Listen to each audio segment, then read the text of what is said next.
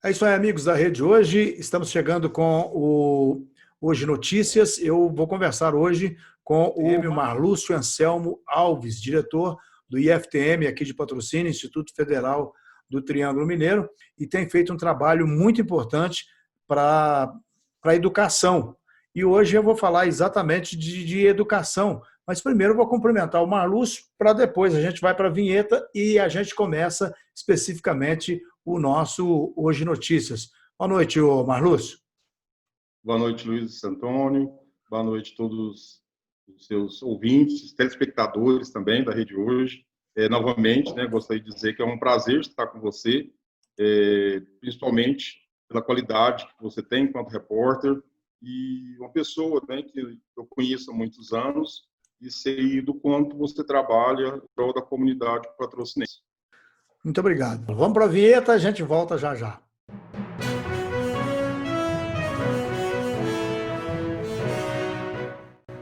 Olha, nessa edição de hoje eu quero falar sobre o racismo, né? E de temas, de expressões consideradas normais no Brasil, assimilada pela população sem saber que estava fazendo uma coisa assim, racista. Então, são temas da maior importância para a gente discutir. E por que eu convidei o Marlúcio? Primeiro, que ele é um professor, é uma pessoa capacitada para isso, e segundo, porque o Marlúcio tenta aplicar isso lá no IFTM, né, Marlúcio? Sim, Luiz, não somente no IFTM, eu trabalho, sou um dos membros do conselheiro do COMPIR, que é o Conselho Municipal para a Igualdade Racial, e nós temos um histórico, eu penso que sempre aquilo que a gente trabalha, que a gente acredita, ela tem um fundo maior de verdade quando a gente vive isto, e eu vou falar diretamente, na pele. Então, tudo que a gente coloca em debate nas nossas mesas de discussões, são alguns aspectos importantes e que nós também passamos por isso. Para você ter uma ideia, eu sou um doutor, tenho meu doutorado, não conheço do meu convívio outro doutor negro do meu dia a dia.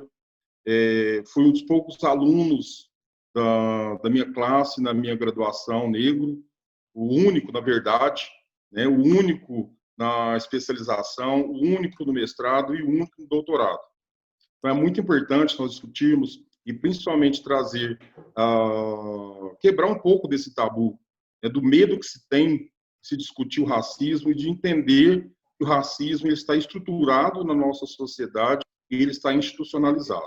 A gente, por exemplo, vai citando as coisas sem saber o significado delas e isso acaba agredindo as pessoas, né? Luiz, é importante, eu gosto sempre de salientar, o racismo ele foi não só estruturado no nosso país, como ele foi também legalizado. Se você for verificar o que nós temos antes do tráfico, negreiro e da abolição, nós temos diversas leis que foram privando o negro de terem acesso ao estudo, ao trabalho e também a ter terras, bens e posses. E essa estruturação, ela permaneceu. Depois ela vem com a lei do capoeira, elas permanecem dentro de um Estado laico, onde não se permite a manifestação cultural e religiosa de outras culturas. E ela se alastra por muito tempo e vai se estruturando, vai começar a fazer parte da sociedade, e nós entramos num limbo, onde o racismo ele se torna consciente e inconsciente. E o racismo inconsciente não me torna menos racista do que o racismo consciente. Então, quando nós falamos principalmente dessas palavras que são utilizadas no dia a dia, como denegrir, como a cor do pecado, às vezes colocam como elogio, mas na verdade o que você está fazendo é um pejorativo em relação à cor. Quando diversas vezes, inclusive nós tivemos uma novela que tinha esse nome, salvo engano, a novela da Globo, chamava A Cor do Pecado. E qual é a cor do pecado? A cor do pecado é a pele preta, uma morena, tentando aliviar um pouco né, da questão, colocam uma mulata, né, também é outro termo que nós não utilizamos, por definição mesmo, né, que vem de mulato, né, de mula, de ato. Então, nós temos que pensar que o racismo ele foi estruturado, ele foi institucionalizado, e está dentro das instituições, sim. Né? Não significa que a instituição é racista, mas nós temos o racismo dentro das instituições. E nós não podemos negar. Né? Nós temos, principalmente, nós vivemos um momento muito delicado. Né? Assim como o Holocausto foi negado, nós chegamos num ponto, o racismo também foi negado no nosso país. E por uma pessoa negra, né, que é responsável pela Fundação Palmares. E o pior, né? Então, a partir do momento que você tem um negro que nega o racismo, coloca novamente para a sociedade essa compreensão acerca do racismo, nós estamos novamente afirmando, né, que o racismo ele está e vai permanecer, e não abrimos mão dele. Então, isso é muito importante quando a gente fala do racismo inconsciente, né, porque eu quero acreditar que essas expressões que vão sendo colocadas, elas começam a compor um vocabulário, desde da nossa infância, né, de uma forma não intencional. Mas ele veio colocar intencionalmente também. Nós estamos perpetuando o intencional a partir do momento que nós permanecemos com esse discurso. Nós temos uma sociedade que ela é pautada na fé cristã, né, na Igreja Católica, e homem branco. Exatamente. É o homem branco, o sistema patriarcal. Então, esse entendimento ele é muito importante. Por quê? Nós temos palavras que são ofensivas e até jargões. Né? Por exemplo, aceito dói menos. É um jargão que vem do estudo. Então, assim, nós temos que entender uma série de coisas e trabalharmos nosso vocabulário também nesse sentido. E, principalmente, na educação das nossas crianças, na formação, né, das pessoas que estão ao nosso entorno. Então, esse alerta, né, ele tem que ser constante. Né, e esse policiamento também. Porque nós temos que entender que a cultura, né, impregnada de racismo e, na maioria das vezes, tratada como algo normal. Né? Eu estava vendo hoje uma reportagem, tínhamos um caso recente, né, no futebol, foi a questão do Neymar, né, num jogo entre o Paris Saint-Germain, né, o Paris e o Olympique de Marseille, salvando, né, o Fernando, se não me engano também é o Fernando, né, um jogador espanhol, zagueiro, uma cultura muito racista, né, espanhola. Ele chama, né, o Marco coloca, ele chama ele de Marco. Ô, Marluz, tá picotando o seu... Luiz? Tá picotando o seu sinal aí, a hora que você fala, e às vezes algumas palavras não dá para a gente entender direito. Mas o que você disse foi que o Neymar foi chamado de macaco. Né? Aí nós vamos para a cultura do esporte, né, Luiz? Fui jogador de futebol por muito tempo, e a ideia que nos passavam, né, era esta: o que acontece no campo, fica no campo. Mas não é bem assim, né? Faz parte do jogo. Né? E essas são estratégias para você deixar o adversário nervoso, pilhado, e ele cometer uma bobagem. Então, nós temos o racismo impregnado, né, nas diversas esferas, em todos os segmentos, e nas diversas camadas sociais, né, também isso é muito importante. O que nós trabalhado é para quebrar essa estrutura do racismo. E nós entendemos que isso vem na formação familiar, também, que você for o vocabulário do seu filho. Né? Você cria cultura da fala no seu domicílio. Então, nós temos que entender que é algo que vem com a sociedade e permanece na sociedade. Então, quando você fala dessa questão do vocabulário, ele foi impregnado dessa forma. Né? E nós ouvimos muitas vezes, vou colocar aqui como pessoa que sofreu preconceito por diversas vezes, Luiz, uma tentativa de que nós tenhamos que entender como um entendimento normal também. Na escola, eu já passei por isso, no trabalho. Eu fui fazer uma avaliação, sou avaliador do MEC, e eu era o coordenador dessa avaliação, né? Vou deixar sempre exemplos, as pessoas entenderem, né, que independente do seu título, isso acontece o tempo todo. Como eu era o doutor, né, que ia participar da avaliação naquela instituição, e o outro amigo, né, lá, colega avaliador, era um branco, né, um catarinense. Quando nós chegamos, né, apresentei como o professor Marluz, tinha tido a conversa com eles, né, por e-mail, você vê a cara de das pessoas ainda. Então, a primeira forma da gente combater, né, é combater essa questão do institucionalização dentro das instituições, e eu chamo a família de uma instituição, né, também, e da forma que está estruturado o racismo dentro da nossa sociedade. Agora, através do seu trabalho, você pode, pelo menos, disseminar aquilo que você tem condições, que você pode fazer isso no IFTM, nas associações e tal. Essa mensagem está chegando, devagar, mas está chegando, né, Marlúcio? A questão do combate ao racismo, ela não pode ser uma questão de negros. Ela tem que ser uma questão social. Então, a questão do combate ao racismo, ela não tem que partir somente da comunidade negra. Uhum. Nós temos hoje a questão da legalização, né, da digitalização dos insultos sociais, né, de qualquer outra forma de racismo, mas nós entendemos muito pouco. Né, esse entendimento que nós estamos colocando aqui como natural. Ah, mas é meu amigo, é amigo negro, né?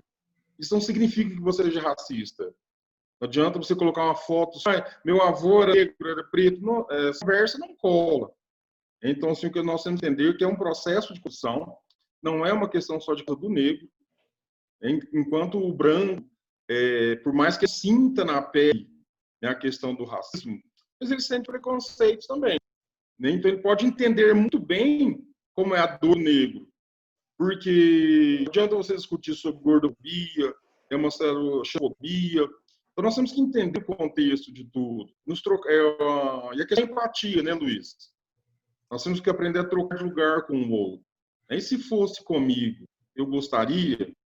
Então, nós temos que fazer esse raciocínio, levar para as pessoas. Eu acredito muito, somos um processo de construção, apesar, né, de tudo que nós colocamos, são coisas seculares. Nós somos o último país a abolir a escravidão. Só abolimos a escravidão numa situação de mando mesmo, né? De quem que tinha um domínio, inclusive comercial, sobre o Brasil. Então, nós só conseguimos abolir a escravidão porque houve uma imposição. Né? Caso contrário, nós teríamos abolido, né, a escravidão em 1868. Nós temos que entender o processo. Né? Nós estamos falando de séculos de escravidão. Né? E negros, né, escravos, que foram jogados para a sociedade. Eu sempre faço uma analogia, né, quando eu vou discutir com meus alunos. Estou ali com alunos de 14, 15 anos. Só seu pai falasse hoje, você está por sua conta. Aí você vai abrir a porta, tá? Você não tem mais comida, você não tem onde mais dormir. E você pode colocar na sociedade, você não pode ter emprego, você não pode ter casa e você não pode se manifestar como pessoa. Essa é a grande analogia que eu faço aos meus alunos. Agora, você imagina bem a situação da escravidão, onde algumas pessoas entendiam que a escravidão é melhor do que ser livre. Né? Porque tinham onde comer, tinham onde beber, né? Estavam debaixo de um teto, apesar daquilo que se passava. Então, isso é muito importante. E a questão da luta pelo branqueamento. Né, Luiz? Você, do esporte, você sabe muito bem. Então, nós tivemos, por exemplo, no futebol, tardiamente a entrada dos negros como jogadores que eram proibidos, porque era um trabalho de elite, né? O esporte era da elite. Da elite que veio para o Brasil. Então, uma elite branca. Né? Se nós formos pensar o Bangu, o Vasco e a Ponte Preta, que tiveram seus primeiros jogadores negros, né? Exatamente. O primeiro foi o Vasco, né? O Vasco foi o primeiro?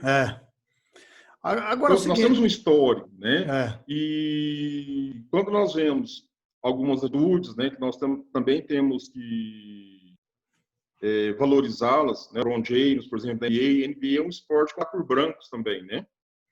Então, o negro está aí, ele é uma mercadoria, né, de algo que eu vi no espetáculo que eu vejo. O Lewis Hamilton, né, também. Nós ele temos luta movimentos muito. já, pessoas de referência. E talvez depois desse acontecido, o Neymar também torne essa referência. Eu acho também. O problema, Concorda? por exemplo... Eu acho que é o momento dele acordar para isso, né? Numa novela, por exemplo, no jornal, é sempre relegado a um segundo plano na questão, inclusive na composição dos personagens, né, sobra para o negro sempre um personagem inferior, né? Agora, no jornalismo, começaram a aparecer e tal, mas mesmo assim, isso, eu repito, é um negócio que, ao longo do tempo, a gente tem que trabalhar. Quem tem condição tem que falar isso para poder, não digo que a gente vai acabar com isso, o ideal é acabar, mas pelo menos para que essa situação não fique, porque eu sinto, ô Marlúcio, que está pior agora, né? O negócio no Brasil, principalmente, Também piorou concordo. agora. Nós temos um momento, Luiz, de exarcação de uma série de questões importantes que nós trabalhamos e evoluímos no passado. Então, por uma questão política também, nós temos que entender, debate político também. E a partir do momento, né, como eu coloquei aqui, nós temos um negro na Fundação Palmares, né? E ele vai público e diz que não existe o racismo no Brasil. Né? Você pôs tudo a perder aquilo que foi construído ao longo dos tempos. Quando você coloca questões da política de cotas, e tem algumas pessoas que questionam, né? Nós começamos a perder. Então, nós estamos caminhando, mas nós perdemos muito também, quando algumas coisas são colocadas em xeque. Então, esse espaço, né, de debate, da voz, né, o que você está fazendo hoje, e diversos espaços, né, têm feito prêmios, é de suma importância. E a participação do negro de uma forma mais ativa. Eu percebo hoje patrocínio, eu saí de patrocínio lá em 93, tornei depois meados de 2013 para 2014, eu percebi o quanto, né, o movimento negro patrocínio ganhou força. Porque nós tínhamos uma luta, muito uma luta de manifestação cultural. E mesmo assim, sob diversos perspectivos, você sabe disso, você acompanha a história de patrocínio como um todo, né, a questão do sertãozinho, chamado bairro dos negros, não é isso? Eram os sovaco, era um bairro. Então, nós temos uma série de coisas. São Benedito também, lá na região. Está na nossa sociedade também. Exatamente. Isso, São Benedito. É São Benedito que é chamado de sovaco? São Benedito. Se eu não me engano. São Benedito.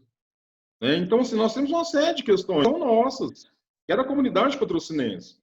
Então, eu vejo, hoje que nós ganhamos força, sim, mas mesmo assim ainda é visto com muito preconceito a ação contra o preconceito. E a gente tem aí pessoas nós temos algumas ações que são de movimentos mesmo, né?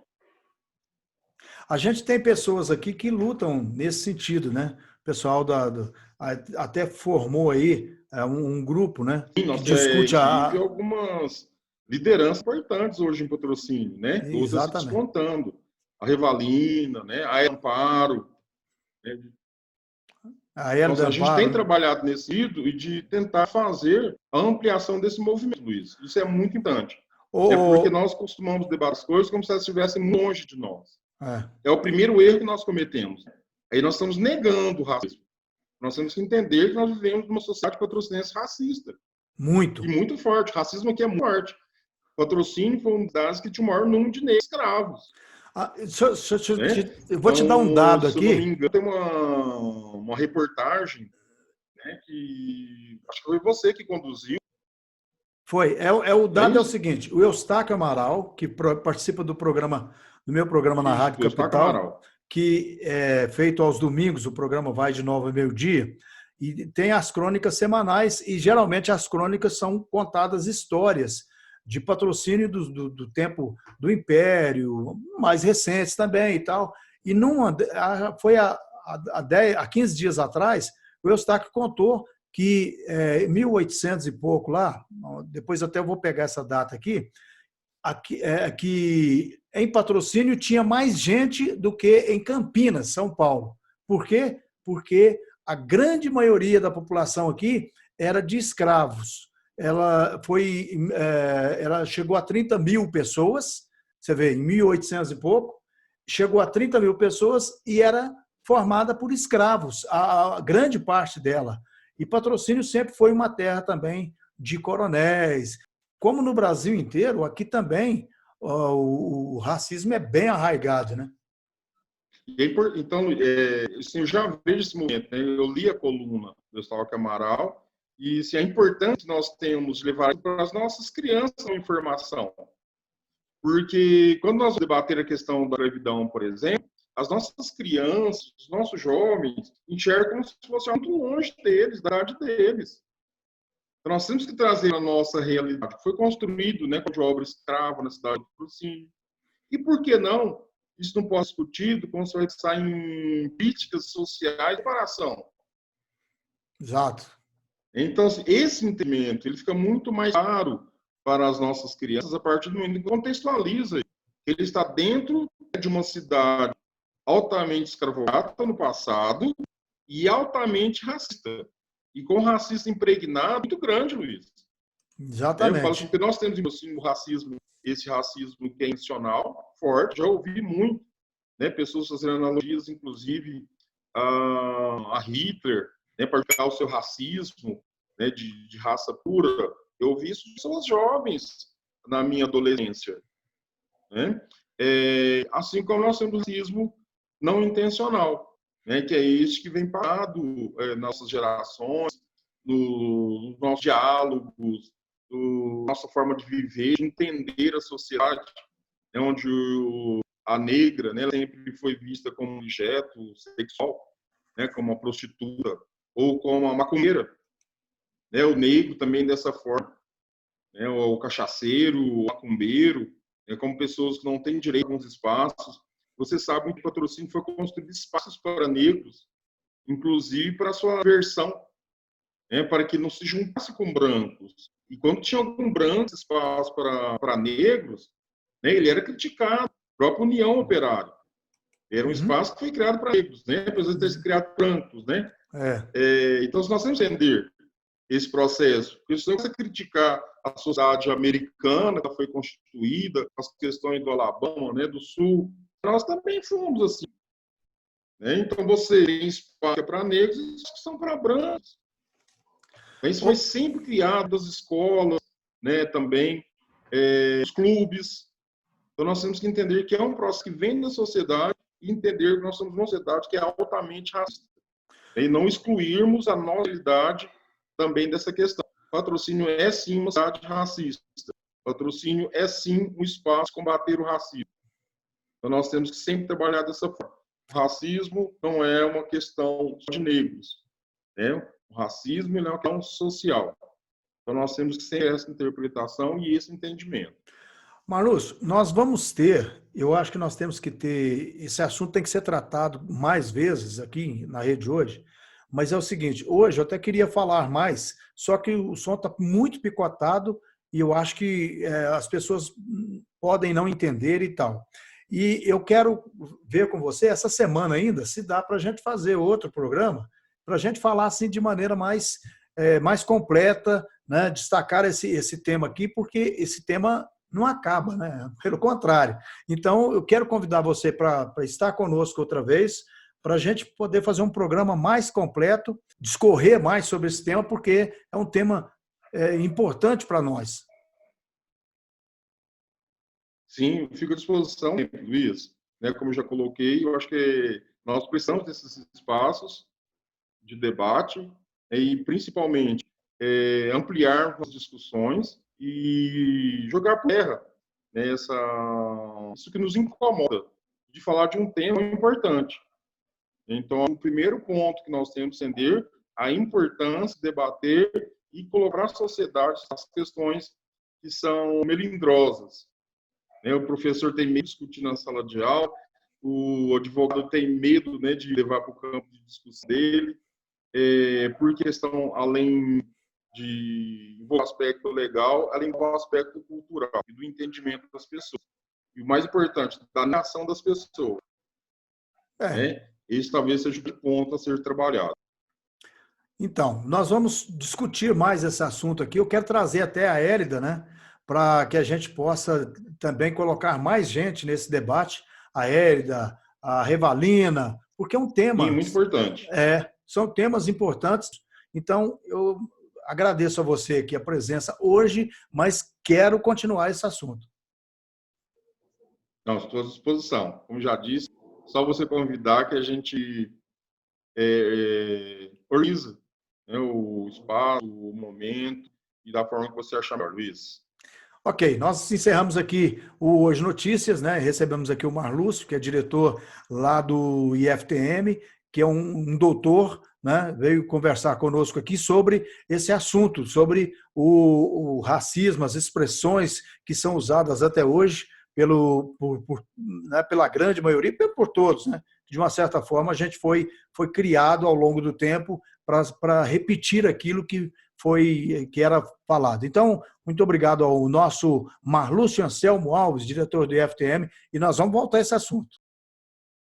Posto Econômico, o posto pé quente da cidade, está com mais uma promoção. São 8 prêmios incríveis até dezembro, um por mês. E ao final da promoção, uma moto Honda 0 km. A cada abastecimento de R$50 em gasolina ou etanol ou R$100 em diesel, você já garante seu cupom. Posto Econômico, o único que realiza um show de prêmios para você.